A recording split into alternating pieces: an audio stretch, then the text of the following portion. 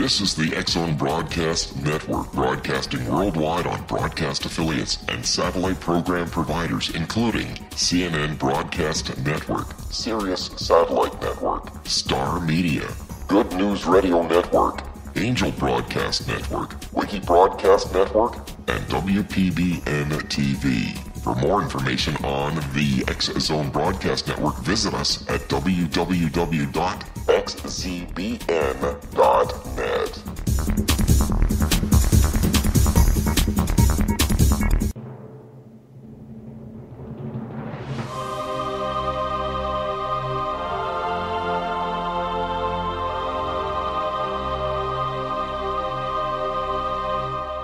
The Science of Magic with Gwilda Wiyaka is largely an opinion talk show. All opinions, comments, or statements of fact expressed by Gwilda Wiyaka's guests are strictly their own and are not to be construed as those of the Science of Magic or endorsed in any manner by Gwilda Wiyaka, rel-mar McConnell Media Company, its affiliated networks, stations, or employees.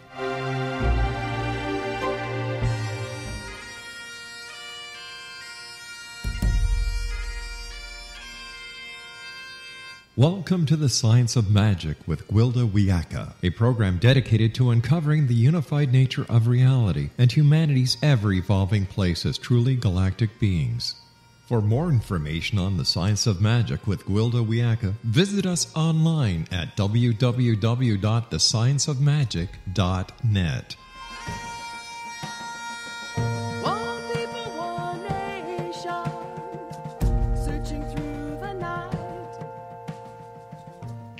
Welcome, my friends, to the Science of Magic, a program combining the science and magic of today's leading topics to co-create new solutions and promote evolutionary thinking. I'm Gwilda Wiyaka. This hour we'll be exploring From the Cradle to the Grave. He not busy being born is busy dying. Bob Dylan. What a grim concept. Yet most of us live our entire lives giving as little thought as possible to what happens before we're born and after we die. It's almost as if we're afraid that contemplating death hastens the Grim Reaper. Then there's the concept of guilt, judgment, hell, and damnation to be considered. Many believe if you don't get it right, you're doomed to fire and brimstone. At the same time, no one can seem to agree on exactly what right is. It's no wonder that few of us cherish the thought of death and dying. If science is to be believed, energy is neither created nor destroyed. Instead, it changes forms. If that's so, what of the time between death and birth? What form are we in? Where do we come from and where do we go? Do we evolve from lifetime to lifetime, or are we just simply recycled? For that matter, what's the point of life and death? With us this hour to delve into the afterlife is Roberta Grimes, author of numerous books on death, dying, purpose, and spiritual evolution. Roberta is a business attorney who spent decades studying nearly 200 years of communications with people from the other side. Using this material and insights from scientific research, she's been able to assemble a detailed picture of what happens after death.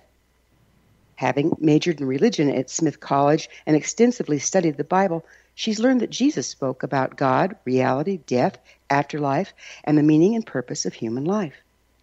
I'm also proud to say Roberta is my sister host in the TSOM Broadcasting family. You don't want to miss her great weekly show, Seek Reality, right here on xzbn.net. You can also find her on her website, robertagrimes.com. Roberta, thanks for joining us on Science and Magic. Oh, I'm so glad to be here. Thank you for such a wonderful introduction. Well, it's just fun to have you here again. You've written numerous books on the subject of death, dying, afterlife, purpose, and evolution, including The Fun of Dying, The Fun of Staying in Touch, Liberating Jesus, and The Fun of Growing Forever. What drew you as a lawyer to these particular topics? Oh, it happened long before I became a lawyer. When I was 8 years old, I woke up in the middle of the night and knew there was no God. And I was really, really scared. And in the middle of my room, there was a bright flash of white light. And a voice said, "You wouldn't know what it is to have me if you didn't know what it is to be without me. I'll never leave you again." Wow. Wow. I thought that was great. When you're 8, of course, everything is surprising, so nothing is. And at the time, I thought, oh, that's handy. If you forget there's a God, they remind you. And I just went back to sleep. Oh, I love that. How pragmatic we are at that age, Yes, right? yes, we are. Yes, we are. Well, let's start with the concept of dying. The fun of dying. That seems kind of like an oxymoron to me. What's fun about dying? Everything. I mean, getting there is not fun, as I have had numerous cancer sufferers tell me it's not fun.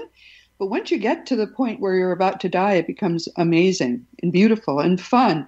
I mean, actually, that's kind of a term that came from the dead. I didn't think up that title. They did. Wow. Wow. So you've been communicating with the dead for quite some time, it looks like. How do you do that? Well, we all do. We just aren't aware of it. Everyone has at least one primary spirit guide that's with us through life, and we all have various guides who are there for a season or a reason. If you take up knitting, you'll get one that helps you with that, or whatever you need. And we all communicate in our sleep. We leave our bodies. Our minds don't need to sleep, but our bodies do, and we reconnoiter with our guides, as well as seeing our dead loved ones and all sorts of things. It's playtime while our body's asleep. We get to sit out, have a cigarette, do whatever we want to do before we have to go back in the body, and it wakes up. And that's how I really communicate. I mean, all of us can do this. All you do is you ask a question before you go to sleep. We're going to have to pick up with how we communicate on the other side of this commercial break. Roberta and I will return shortly, so don't go away. You're listening to The Science of Magic. Our current episodes are aired daily on the X-Zone Broadcast Network, xzbn.net. In service to our listeners, prior innovative episodes can always be accessed free of charge on our website, thescienceofmagic.net. We're proud to be produced by rel-mar McConnell Media Company, Hamilton, Ontario, Canada.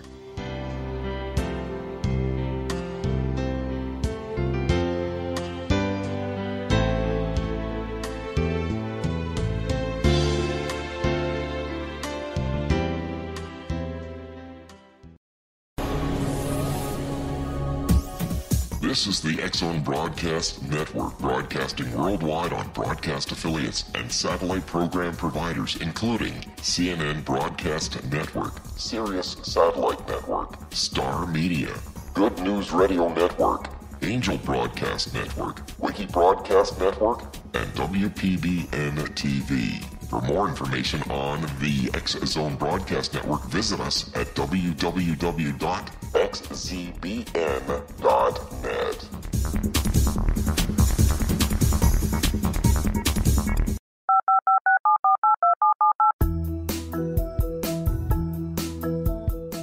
Did you know that when you're on the road with limited data or Wi-Fi, you can still listen to the X-Zone Radio Show with Rob McConnell, The Science of Magic with Gwilda Wiyaka, X-1, Dimension X, Space Patrol, and every minute of the X-Zone Broadcast Network by calling 213-401-0080, courtesy of Audio Now. No smartphone, app, or internet needed. It saves your data plan, and it's free if you have unlimited minutes. Call 213-401-0080 to listen on any phone, anytime, anywhere. Remember 213-401-0080 for the best of the paranormal, parapsychology, and sci-fi radio programming anywhere, 24/7, 365.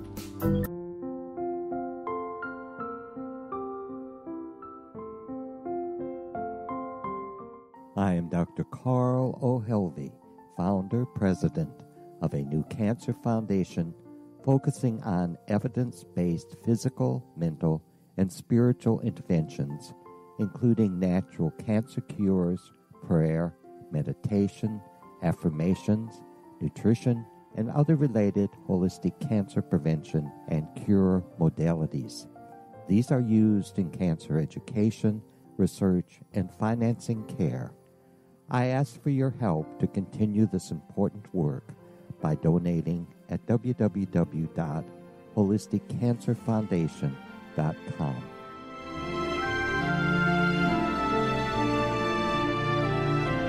Hello, I'm Pete Marsh. With my daughter Justina, we will be presenting the new radio show, Too Good to Be True. If something seems too good to be true, it usually is. But with the help of Justina's amazing gifts, we're going to gain insight into questions that don't yet have complete answers. Have you wondered who built Stonehenge and for what reason? Why are crop circles found in the same region as Stonehenge and elsewhere? Are crop circles a hoax, or are they created with technologies that we have little knowledge of? Who built the pyramids in Egypt and also in other countries? How and why were they built? Was the Titanic switched with the Britannic as part of a gigantic insurance fraud, or for more insidious reasons? What caused the Tunguska event when trees were flattened over an 800 square mile area in Siberia? Will the new insights be too good to be true? Well, that will depend on what you are prepared to believe. Please join us as we start on this journey together. For more information on Too Good to Be True, visit www.xzbn.net. Little children aren't the only ones afraid of the dark. Millions of soldiers return from war zones with PTSD, anger, frustration, fear, and loneliness, much of which surfaces during the darkness of the night. You have the chance to change the lives of these American heroes. Songs and Stories for Soldiers.us provides free MP3 players for these men and women. With a list of 3 million songs in 16 different styles, 100,000 audiobooks, and 30,000 old-time radio programs, every veteran can find something to soothe and comfort them at no cost. All our players contain an 8-hour audio program designed to help veterans fall asleep. With 1,500 plus vets now participating, it's our goal to deliver 10,000 audio players this year. Go to our website at songsandstoriesforsoldiers.us. Help us help a veteran make it through the night.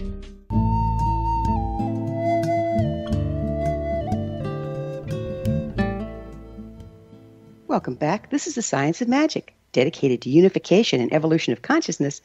I'm your host, Gwilda Wiyaka. Our guest this hour is Roberta Grimes, the author of many fine books on death, dying, purpose, and spiritual evolution. Her website, robertagrimes.com. Roberta, you were talking about how when we're in our sleep, we actually leave our body and communicate with the dead. Would you carry on with that? I thought most people knew this, but I guess most people don't.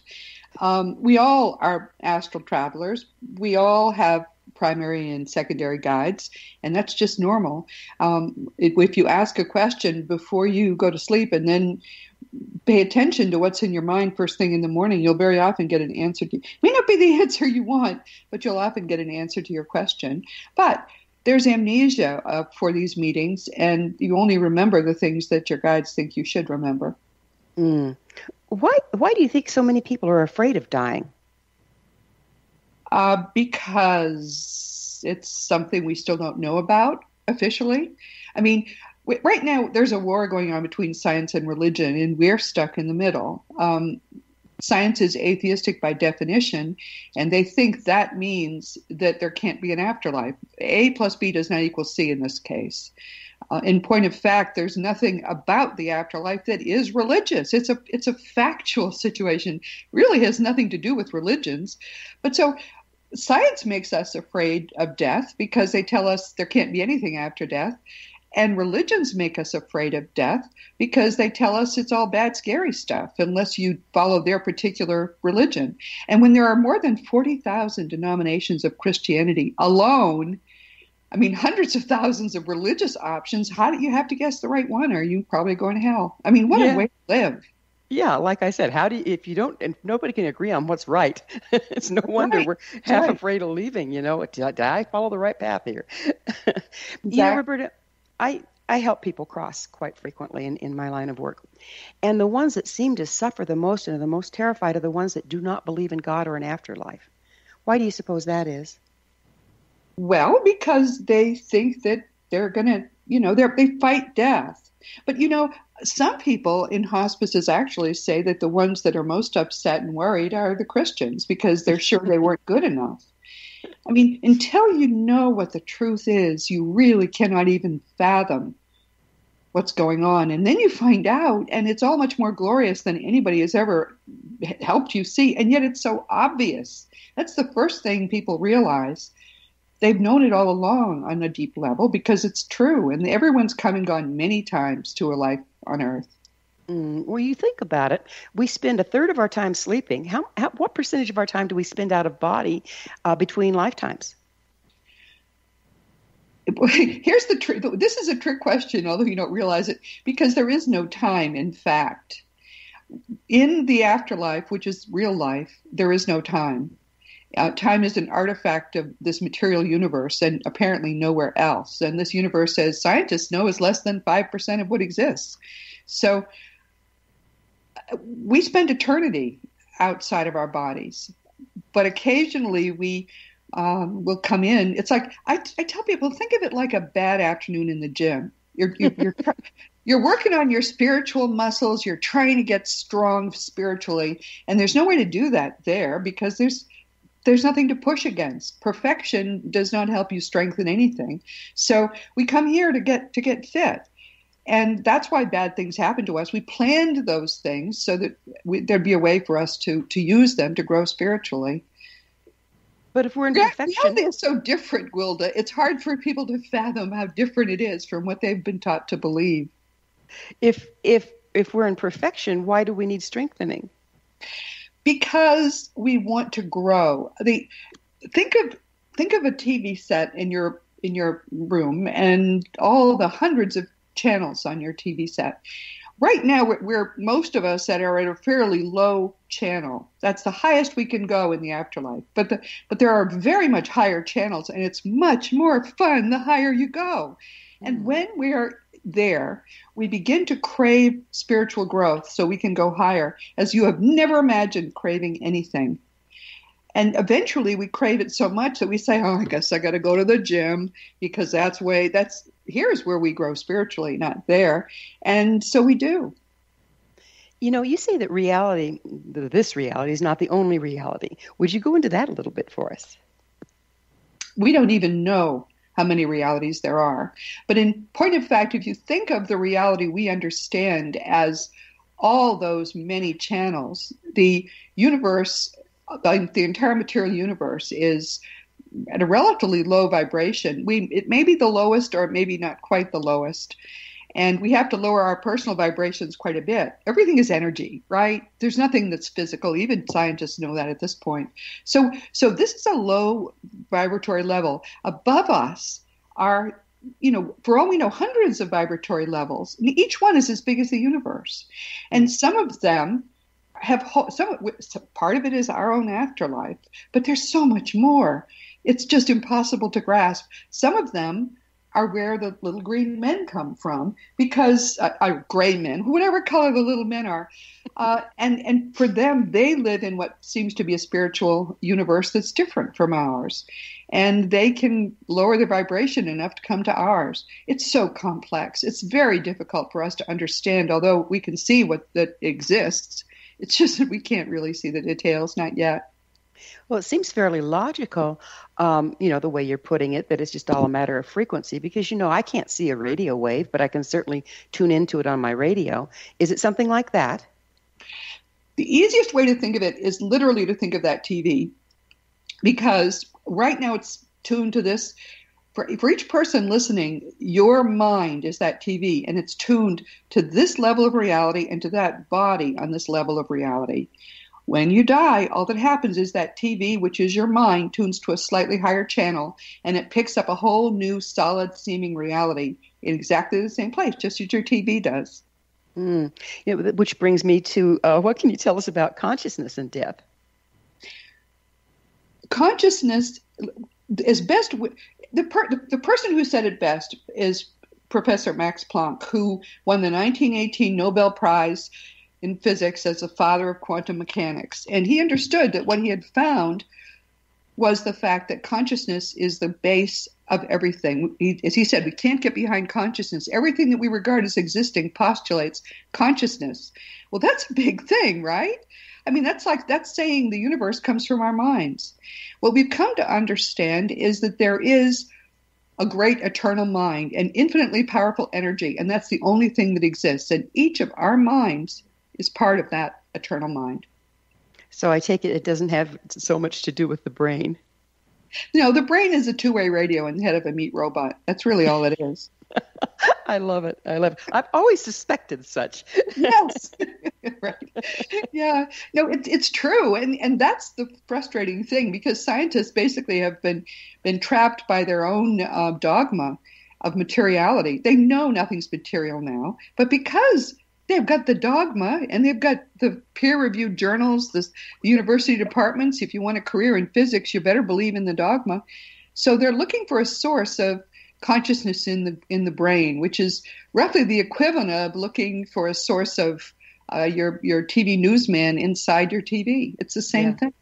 Makes just about as much sense, doesn't it? You've done a lot of research on death and dying. Where do you find your material? Well, there's a lot, but many people are not aware of it. What I discovered is that there is a great store of communications received from dead people, primarily through deep trance mediums, received in the late 19th and early part of the 20th century up to about maybe 1940. Wow, that long ago. I spent a lot of time reading that material because I thought it was going to be, virgin. It was going to be, people were seriously studying it. There were scholars studying it. Very well preserved, a lot of it is. There are books full of this stuff. And I figured they weren't in it to make money, whereas anything received more recently, I assume somebody has a shtick. And that person is trying to make a living. Nothing wrong with that, but I wanted the truth. So when I had read hundreds of these, I realized they all have been in the same place. I say in The Fun of Dying, it's like reading hundreds of accounts of people who, over a century of time, have been to Fiji. They all had different experiences, but it's all the same physics, the same process, the same pastimes, the same way they dress, the same way they communicate, and all the same notions are there. It's clearly real. So tell us what you've learned about the death experience. It's fun.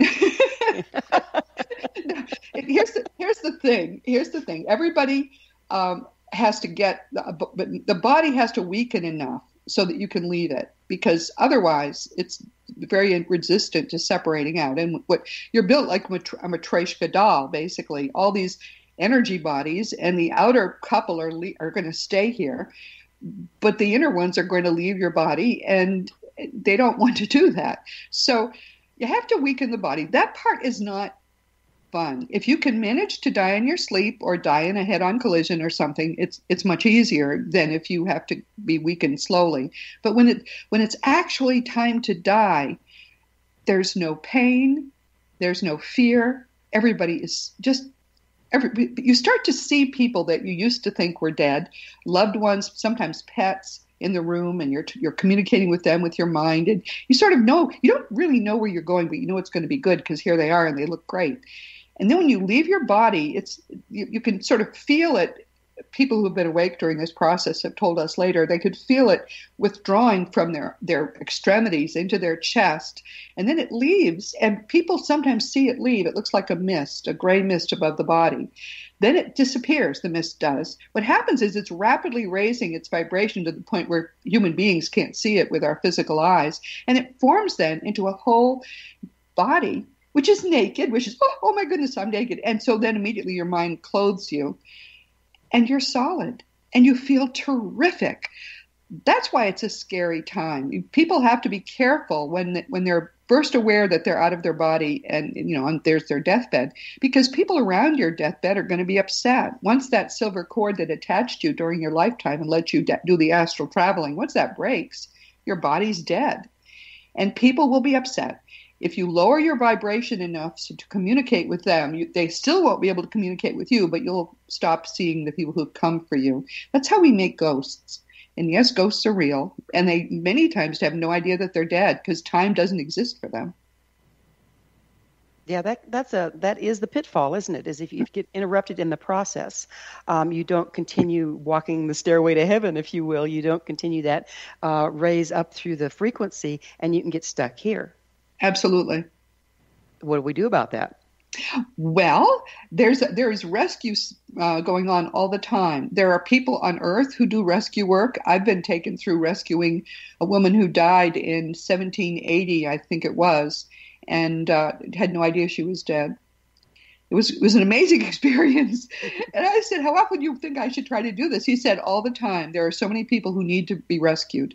So that's a whole other thing, which most people are not aware of, but there are people doing that work. And the dead do it as well. The problem the dead have in doing rescue work is that that usually people who are just out of their bodies that way and the body has gone, usually they can't raise their vibration high enough to see people who have been dead for a while. It's usually the living or people who, right after they have died. We're going to have to pick up with this on the other side of another short pause. Roberta and I will return to our discussion on the other side. You're coming to you through the X-Zone Broadcast Network. Don't miss the other fine shows and hosts on xzbn.net. You're listening to The Science of Magic, your resource for creative solutions in a changing world, thescienceofmagic.net.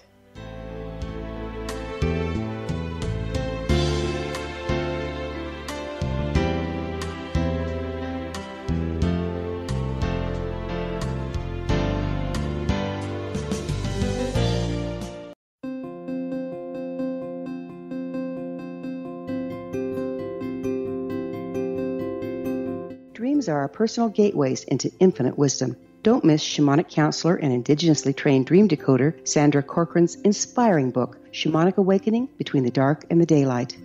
This remarkable work chronicles Sandra's 35 years of experience with diverse wisdom keepers and her initiations throughout the Americas and across the British Isles, Turkey, Greece, and Egypt. Sandy's knowledge of symbology, psychology, and myth influence her dream blog and workshops.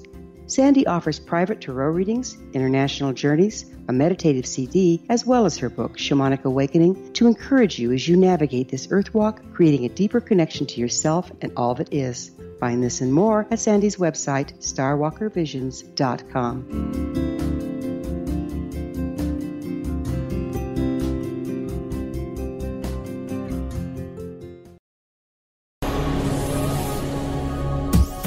This is the X-Zone Broadcast Network, broadcasting worldwide on broadcast affiliates and satellite program providers, including CNN Broadcast Network, Sirius Satellite Network, Star Media, Good News Radio Network, Angel Broadcast Network, Wiki Broadcast Network, and WPBN TV. For more information on the X-Zone Broadcast Network, visit us at www.xzbn.net.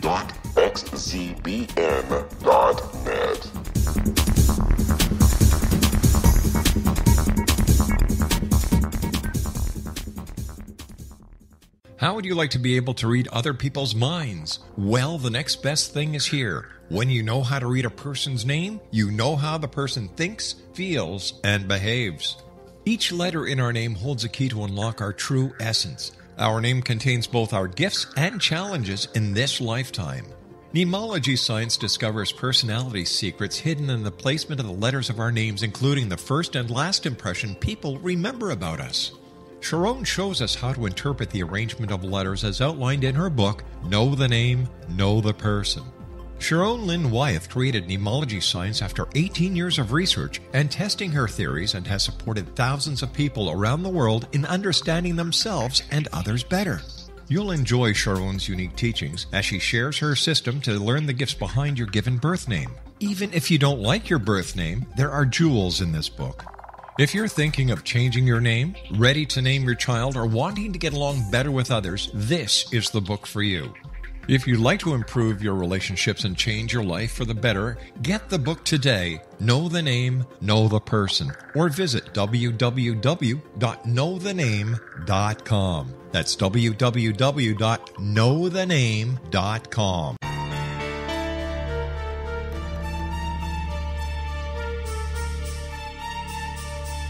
Hello, I'm Justina Marsh, and with my dad Pete, we are going to present a new show called Too Good to Be True. Together, we are aiming to discover more truths about this world and beyond. Do you have unanswered questions about the world? Do you ever wonder about aliens, conspiracy theories, or the universe? There are many shows discussing subjects such as pyramids or UFOs, but we want to relay this information based on our own research, including from spiritual means. Hopefully, listeners will be helped with their own beliefs and will appreciate the psychic insights that add to the previous research and information. We both look forward to sharing this insight and beginning this journey with our listeners. Visit xzbn.net for more information about when to listen.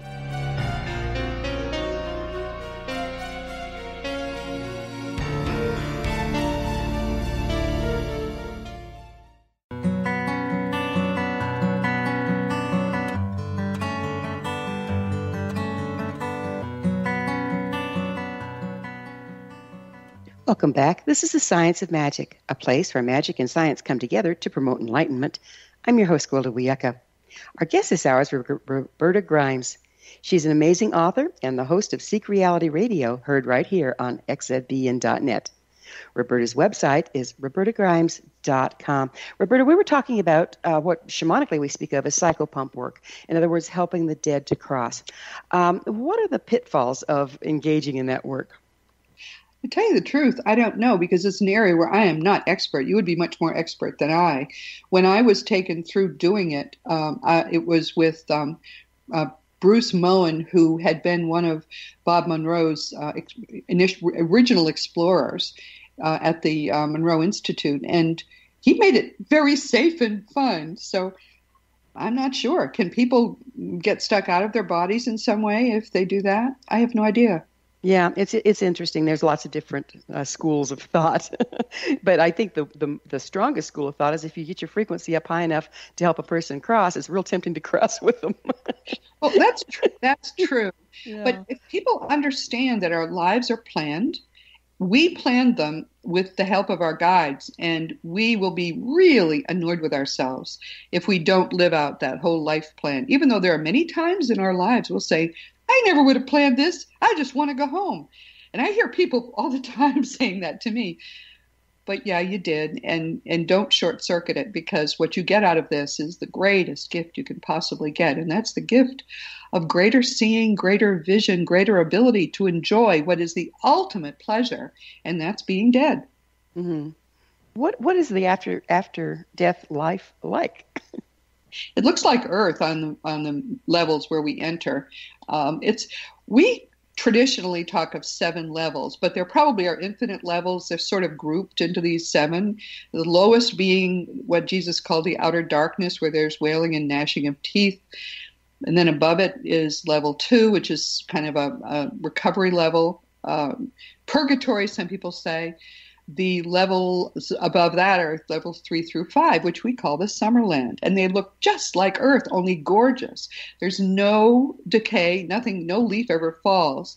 The colors are so intense, and the colors, so many of them are beyond the visible light spectrum, so we can't even imagine them here, but they're amazing colors. And our sight is so much better. We have beautiful young bodies, by the way, and our mind creates them. I'm telling my mind exactly what I want in my body when I get there. I'm going to be gorgeous. You won't recognize me. And we have eyesight, which is so superior to anything on Earth. There was a report by a person who died in the early part of the 20th century, I think probably around 1910. I remember this vividly. He had been legally blind when he was here, and his kids were anxious to know, did he see better now? He said, I'll tell you how well I can see. About what looks like about 50 miles from here, there's the Rocky Mountains with snow caps and everything, and then there are these foothills in between. I can see every leaf on every tree on those foothills. That's how well I can see. So yeah, I was right. And our hearing is much better too. Everything is better. How can we live our lives in such a way that the transition can be fun? I think we all kind of know instinctively. Whatever the question, love is the answer. There is no possible way we're to respond to anything that happens to us on Earth except with love. And that can be very hard. That's what my book, The Fun of Living Forever, is about. It's about how to raise your vibration and use the negative things in your life to do it.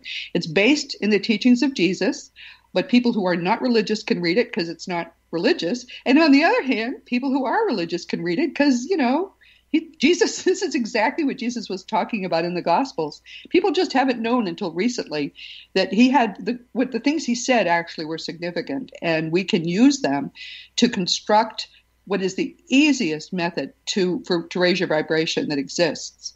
Mm. Yeah, he pretty amazing man. I look at the life of Jesus and I think, well, if he did exist, he was the greatest shaman that ever walked the earth, and if he didn't, he's still the greatest shaman that ever walked the earth. Yeah, the lessons are amazing. Exactly right. I agree with you. So you've also researched communications from the other side. Could you give some examples of how the dead contact us? Well, it seems to be something that they take lessons right after they have transitioned. It's not instinctive for them. Most of them have to be taught. But the primary things they'll do right after they've died is to give you a familiar scent, to maybe give you some sound that would be familiar. One widow said that she woke up and she heard her husband, as she always had when he was alive, she heard him go through his entire routine for heading off to work, and she even heard the door close. Then she tentatively got up, and there was nobody outside. There was nobody anywhere, and all the things he had done, like make coffee, his traditional mess was not there. That's the kind of thing they'll do, because what he's saying is, I'm still alive, I still love you. Mm. Mm. You know, we talked about how sometimes people get interrupted in the death process and end up staying here like haunting spirits. How can a person tell a haunting from a visitation? Hauntings typically are by beings not aware of us. They very seldom are aware that we're here, or if they think that they sort of sense that we're here, they believe that we are the illusion. If it's a visitation from a loved one, the loved one will do something familiar or say something familiar, and you just know. I mean, people say, I wasn't sure what made this or that happen, but I could feel he was near me. You know, the feeling we have when someone's in the room and they're behind us, we can't see us. That you get that feeling, and you know it's your loved one. Right. It's just it's a frequency thing, isn't it? I think so. I mean, it's important to understand everything is energy. And we are energy too, and so we are communicating all the time with our surroundings on the level of energy. We just don't know that. We're not aware of it, and it is that which allows the people. Once we die, we can look any way we like. I mean, if you want to look like an earlier life, or who knows, whatever you want to look like, you can. Those who love you will know you by your vibration. Mm. How can communicating with the dead help the living? Well, it's fun, number one, and it reassures you. I hear all the time from widows who are so grateful that their husband is still there and still gives them certain predictable signs. They'll make a phone ring at a certain time, and when you pick up the phone, they're not there, and nobody's there. And then when you get the bill later, you find out that, for example, if it was his cell phone and his cell phone is in a drawer and turned off, his cell phone will be what called. I mean, all kinds of things like that. They love us just as much or more, and they want us to know that. And for especially for widows and widowers, it can be such a relief to be knowing that we're still loved. Even if you believe in an afterlife, people worry, is he different? You know, has she changed? Maybe she found someone else there. It's just love. It's all about love. That's really the only thing that exists is love. Well, that brings up, are people the same after they die, or are they more omnipotent?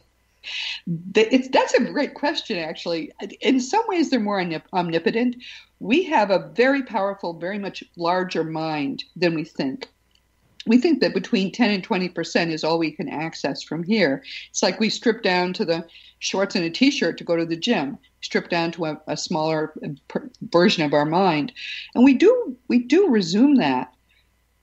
But we're still the same person. We don't necessarily get any more knowledge.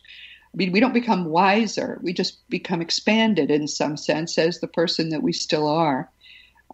Be good if you could suddenly know everything, but that doesn't happen. So we have a ceiling based on our processing? We have a ceiling based upon our capacity to love. It's that simple.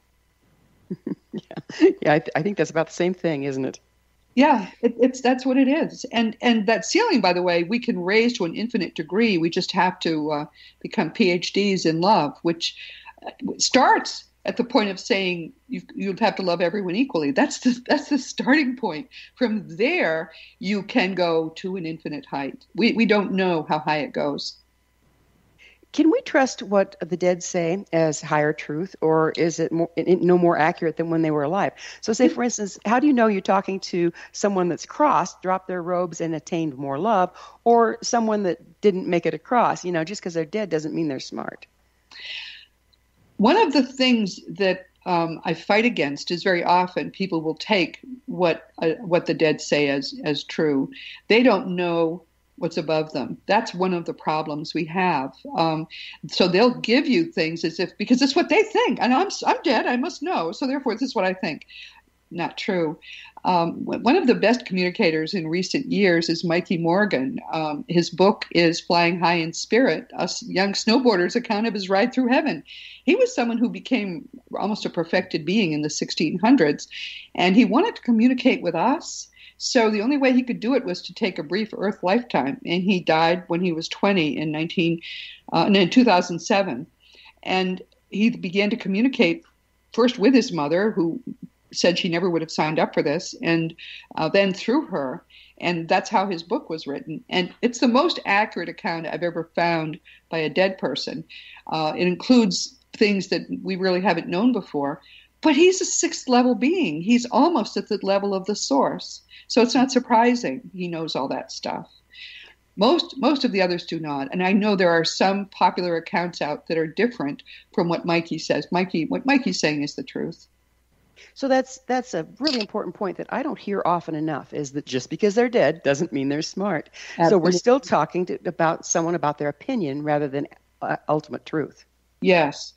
Yeah, and one of the interesting things about people like Mikey, who are at a very high level, is that you'd never know it because he speaks as such a humble person. It's like the higher they go, the more they understand how to be humble and how not to feel that the ego dissolves. I mean, he's just a wonderful person. His book is great and it's funny and all of this wonderful stuff. And yet when he was here, for a time, I knew his mother. She's gone down to do some other things, and I would ask questions and she would answer them after doing the pendulum with Mikey. And I was astonished because he would say things. I never heard him do anything that was not true. But then he would go on a little bit farther. It really is a big reality that people at the highest level can communicate with us. It's beautiful. Why is it so difficult to communicate with those that have crossed? I mean, it's not just like anybody can do it. No. Think about your Channel 5 newsman and your Channel 6 newsman, if you have them live on air, and one wants to say something to the other, but they don't have electronics. They're right. On a vibratory level, they're exactly almost in the same place, but they can't communicate. That's exactly the problem we have.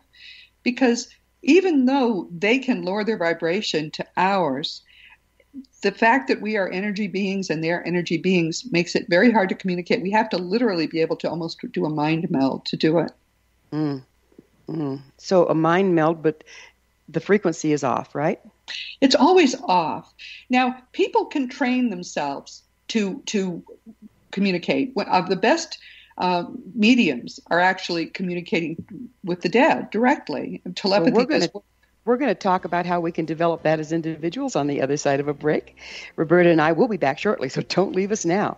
This is The Science of Magic, your resource to altruistic professionals of science and the esoteric, working to create common ground for the betterment of our world.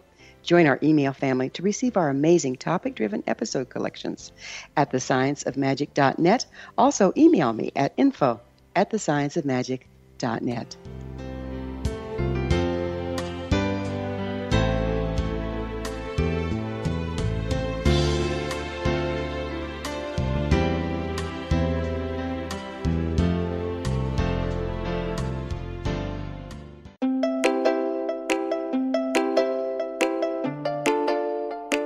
Are you curious? Do you want to learn more about how the world works and have fun at the same time?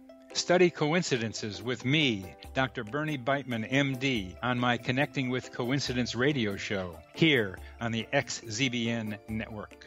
Listen to Jungians theorize, statisticians randomize, true believers evangelize, while I categorize. I dance to the rhythm of coincidences. People who experience me see more of them.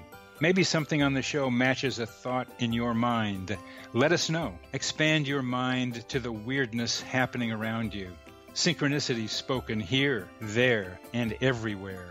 For more information, put Connecting with Coincidence in your search engine and find my website, my social media sites, and my blog.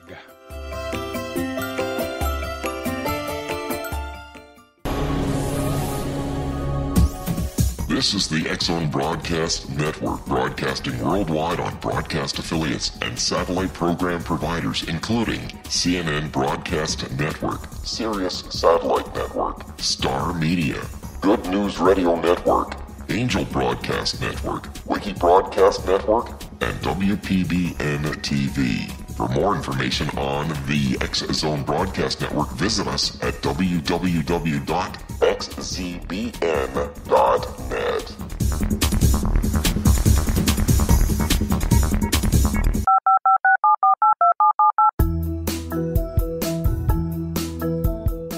Did you know that when you're on the road with limited data or Wi-Fi, you can still listen to the X-Zone Radio Show with Rob McConnell, The Science of Magic with Gwilda Wiyaka, X-1, Dimension X, Space Patrol, and every minute of the X-Zone Broadcast Network by calling 213-401-0080, courtesy of Audio Now. No smartphone, app, or internet needed. It saves your data plan, and it's free if you have unlimited minutes. Call 213-401-0080 to listen on any phone, anytime, anywhere. Remember 213-401-0080 for the best of the paranormal, parapsychology, and sci-fi radio programming anywhere, 24/7, 365.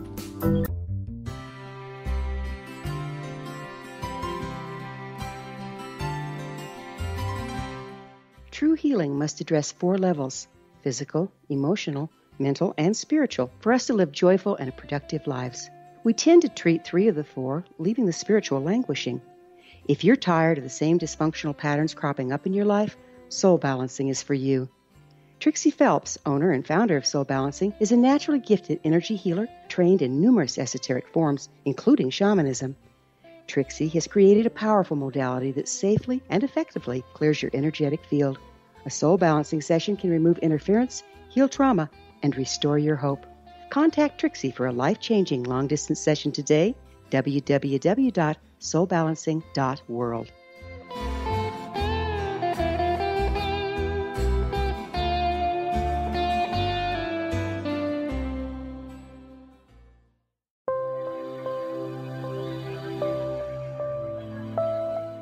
There's a legend shared by many indigenous cultures of a time when the nations were cast to the 4 corners of the world.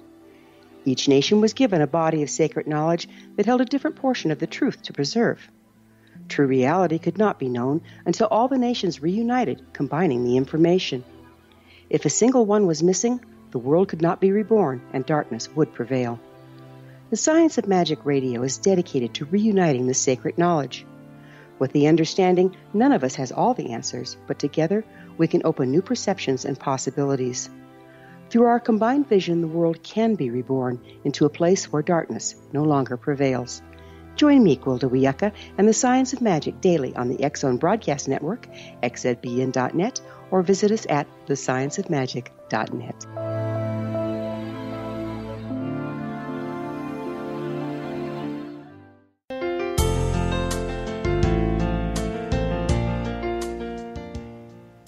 Welcome back. This is the Science of Magic, bringing together gifted people of service to the world. I'm your host, Gwilda Wiyaka. What's up in your world? Email me at info@thescienceofmagic.net and suggest a topic that's on your mind. You're probably not the only one interested. Our guest this hour is Roberta Grimes, the author of many fine books on death, dying, purpose, and spiritual evolution. Her website, robertagrimes.com. Roberta, what were we talking about? We were talking about how do the individual manage to communicate? How can we tune ourselves in to talking with those that have crossed? What I can recommend to you is a book called Soul Smart. It's just out from Suzanne Wilson, who is, in my view, and I've tested a lot of them, the best evidential medium living. And the book is all about exactly what you're talking about. Again, it's called Soul Smart. It's about how people who are not psychic can begin to learn how to communicate with their loved ones. I resist it personally. I don't know why, but I try not to communicate at all. If I get an impulse that I think is my mother, I resist it. We're all different people, but especially widows and widowers really want that touch. And of course, with children, we want that connection. But here's a scoop that I'll give you. I realized only recently, and I've begun to hear more and more instances of it, that people have, if they're really close, can go back to having physical sex after death. So there's that. Well, we can sign up for that. That's an interesting concept. I think it makes dying worthwhile, doesn't it? Yes. Hey, Roberta, based on your experience, what do you think is going to happen to you when you die? To me? Mm-hmm. Oh, I'll be very happy. I mean, I'm looking forward to it, like you cannot imagine, because I know I've already talked with my primary guide about leaving, and he tells me that, and I speak through Suzanne Wilson. I can't speak to him individually, but he says I've requested in those meetings that I ride out on my horse. And he said it's already been arranged. When you see your horse, you'll know it's time to get out of the body and get on, which I think is great, don't you? Oh, I mean, absolutely. How much fun is that? Who's your primary guide? In his next to last lifetime, he was Thomas Jefferson. Really? Wow. Mm-hmm. So are all of our guides ones that have been incarnate before, or do we have some spirit guides that have not been physically present? My understanding is that everyone's primary guide has been in bodies before, and they're usually people we're close to on an eternal level. I've had 17 lifetimes with my guide. I didn't find it out till he said that was the case, but I now have some memories, actually, of some of those lifetimes. That's amazing if you can start to recall. What causes that recall? I don't know. It's just, I was, Suzanne said, oh, I see a teacup, and it's got little pink roses, and a man's hand reaches for it. And within an hour after she said that, I knew what that was. We were sitting in the cabinet at Monticello. He's a very old man. I'm a young man. And we're talking about the genuine Jesus. And I see that old hand reach for the teacup. It's amazing. Sunlight is screaming in the room. He has talked about a couple of other of our lifetimes. I'm always a man, by the way. I'm almost never a female. And I can sort of envision those. But the thing with the teacup was really striking to me. You know what it feels like when you talk about it? It's like how we will have something trigger a recall of a dream. When we get up in the morning, we know we had a dream, we can't remember a thing about it, and all of a sudden in the middle of the day something will happen, and the whole thing will come back. Yes. And even memories of your present life. You know, people talk about deja vu. If you go to a place you haven't been in a long time, suddenly you remember things.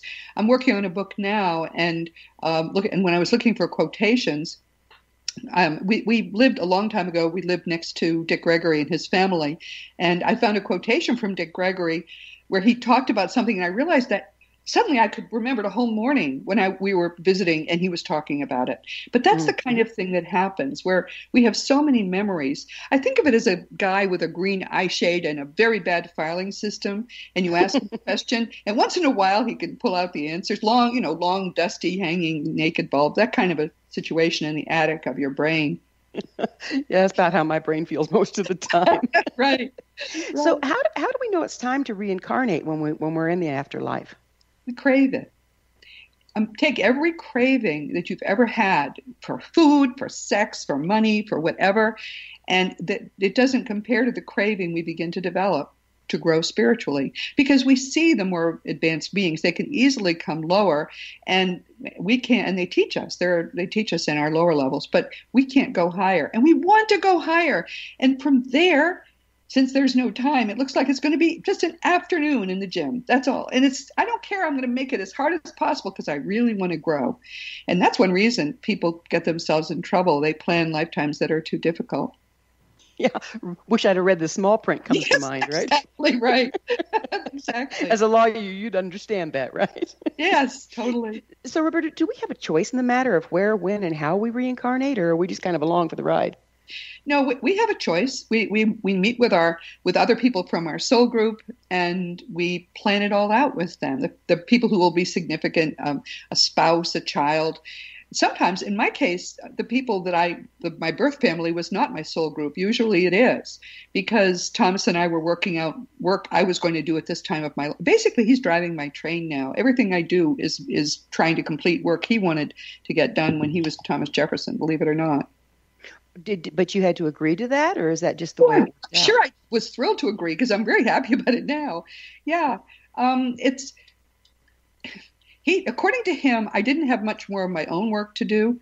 And he really wanted to get these things done, and they're important really for the world. And so therefore I said, yeah, let me get my work done, and I'll just finish my life doing your stuff. So that's the deal we made, and that's what I'm doing now.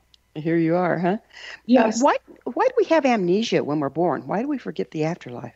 Because if you knew that this was just an illusion and it wasn't, and you did, then you wouldn't take it seriously.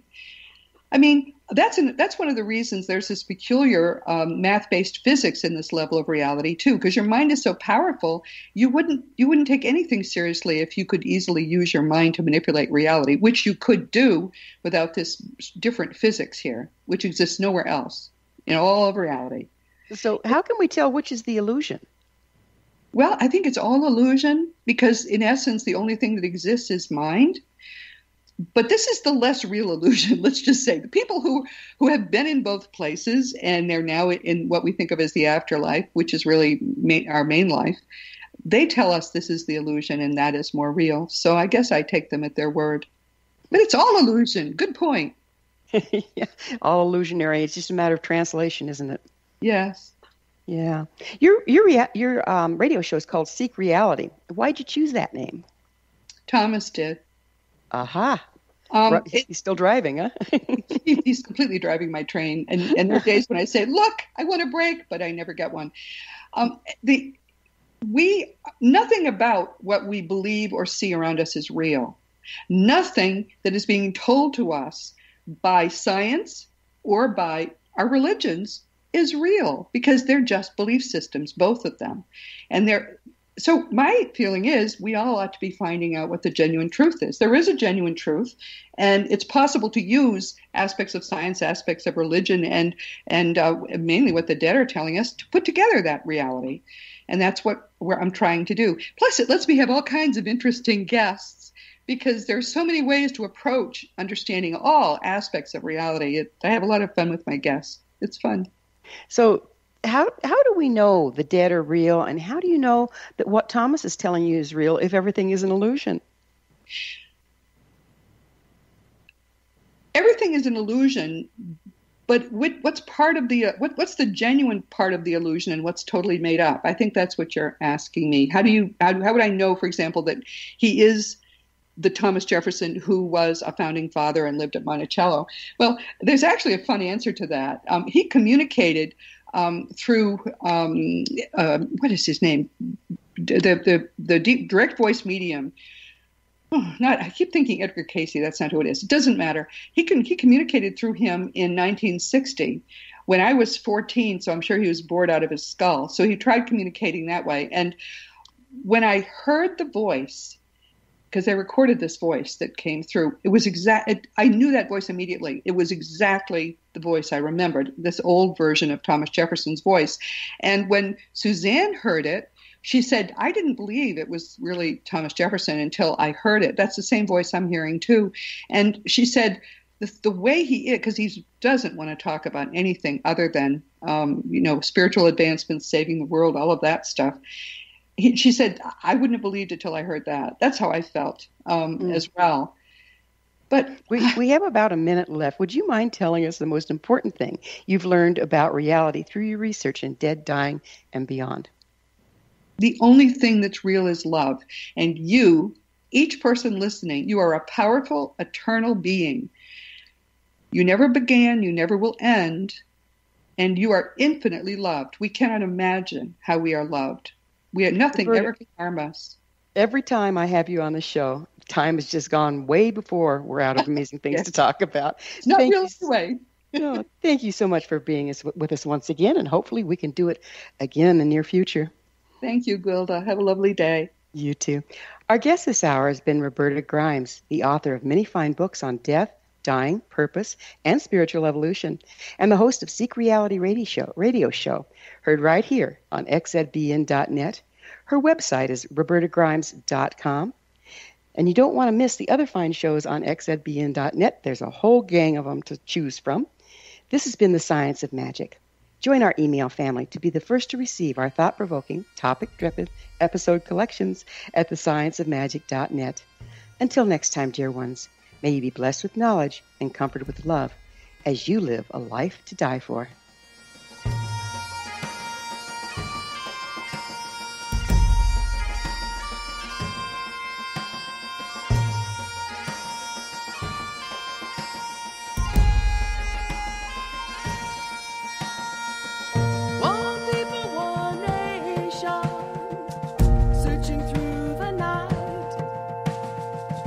One people, one nation.